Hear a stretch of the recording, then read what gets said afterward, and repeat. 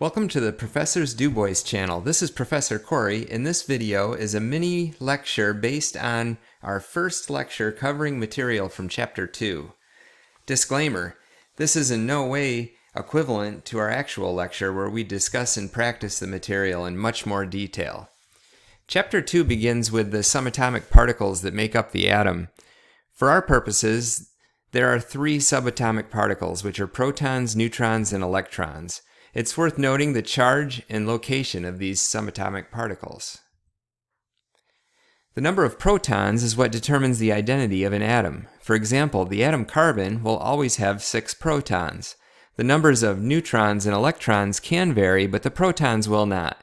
If you look at your periodic table, you will notice that it is arranged by atomic number. The atomic number is equal to the number of protons. You should be able to determine the number of protons for any element with the use of your periodic table. If we look at the masses of the subatomic particles, you will realize that these masses are very small. Notice the mass of an electron is 4 orders of magnitude smaller than the mass of a proton or a neutron. Because of this, we will use the combined masses of the protons and neutrons to determine the mass of an atom, and we will say that the electron's mass is negligible.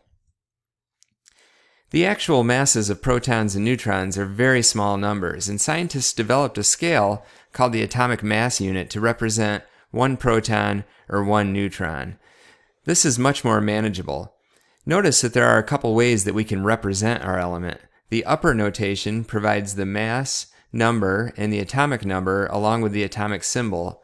The lower C14 notation gives the element and the mass number. We can determine the protons from the element symbol. Iron is represented by the symbol Fe on the periodic table. This is not intuitive, but there's a reason. The Latin name for iron is ferrum, and now this makes more sense. The atomic number, which is equal to the number of protons, is 26 for iron. The mass number is the sum of the protons and neutrons, which is 26 plus 30, or 56 AMU. Elements as they exist on the periodic table are considered electrically neutral, meaning the number of protons is equal to the number of electrons. I said earlier that the number of electrons can vary, and when this happens, we end up with either extra electrons for a net negative charge, or we could lose electrons and end up with a positive charge. These are called ions, and they're easy to spot because the net charge is written in the upper right part of the element. Elements have common ions that they typically form, and you're responsible for memorizing these ions. Notice that 5 of the elements have more than one common ion, and the term for this is polyvalent. Notice some of the trends in the periodic table. For instance, the elements in group 1A all form a +1 common ion. The number 1 is not written. Numbers greater than 1 are written. See the elements in group 2A? They're all 2+. Now you've nearly memorized half of the common ions. I said earlier that the number of neutrons can vary in an element. When this happens, we call these isotopes. For instance, there are 2 isotopes of boron, boron 10 and boron 11. Since the number of protons is always 5 for boron, we must have one isotope with 5 neutrons, and the other must have 6 neutrons. Scientists love to characterize things, so it's not surprising that if we can detect isotopes, then we would want to know how much of each exists.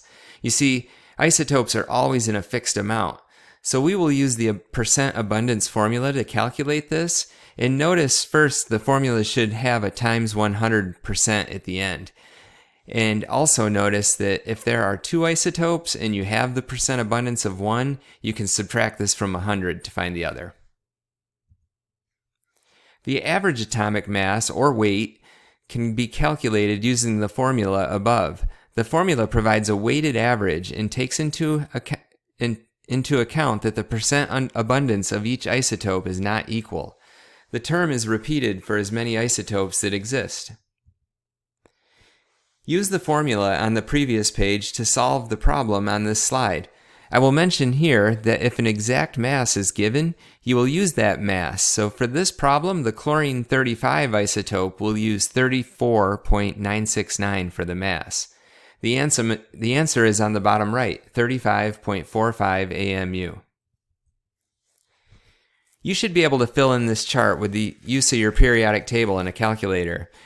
You will want to be able to do this with confidence before the first exam. You should also be able to calculate an average atomic mass from the isotopes, and this may require you to first calculate percent abundance.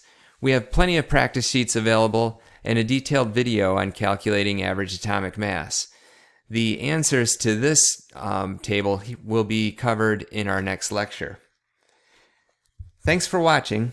Please give this video a thumbs up and subscribe if you would like to see more mini lectures on the Professor's DuBois channel.